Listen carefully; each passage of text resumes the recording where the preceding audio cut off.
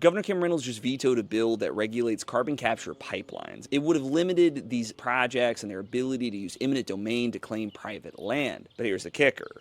Her own House Speaker, Pat Grassley, is trying to call a special session to override her veto. I'm Zachary Orange Smith. I write about politics for Iowa Starting Line and host our weekly podcast, Cornhole Champions. Let me break this down for you because we're talking about Republican on Republican violence and an $8.9 billion pipeline project. For 4 years, Iowa farmers have been fighting this Summit Carbon Solutions pipeline. Think of it like this. A private company wants to build a massive tube through your backyard to move carbon dioxide from an ethanol plant somewhere in your vicinity to North Dakota.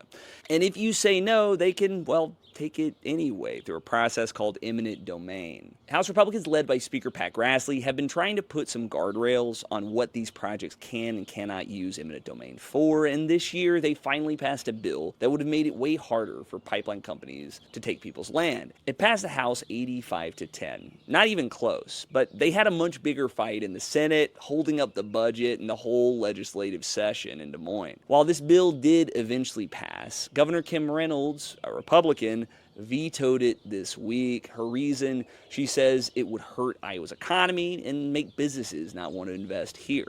Speaker Grassley was not having it, though. Immediately after the veto, he began the call to bring lawmakers back to Des Moines for a special session to override her veto. And that's where the math gets pretty brutal for Grassley. To override the governor's veto in Iowa, you need 2/3 of both chambers. The House, they've got that in droves. The Senate, not even close. The bill barely passed the Senate 27-22. To override that veto, they'd need 34 votes. That means convincing 7 Republicans who already voted no to not only change their minds, but to publicly rebel against their own party's governor. What we're really seeing here in Iowa is Republicans split between two values: protecting property rights on one hand and keeping the ethanol industry happy on the other. The ethanol industry loves this pipeline because it helps their product jump through environmental hoops that makes ethanol appear more clean. So Grassley's move is pretty bold, but let's be real, it's probably not going to work. The numbers just aren't there. But